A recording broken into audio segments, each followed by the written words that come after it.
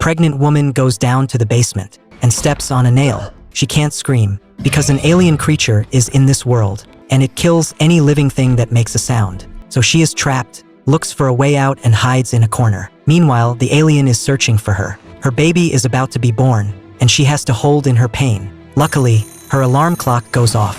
She uses the chance to run out of the basement, but another alien waits outside. So she goes up to the second floor and hides in the bathtub. The creature is climbing the stairs, but she can't hold it in anymore. She screams out. Outside, fireworks go off. Her husband rushes in to save her, but all he finds in the tub is a pool of blood. He thinks the monster got her and breaks down. Fortunately, she's actually hiding in the shower and has just given birth to their baby. To keep the baby's crying from drawing the alien, the husband covers the baby's mouth with an oxygen mask. Finally, he seals the newborn in a wooden box.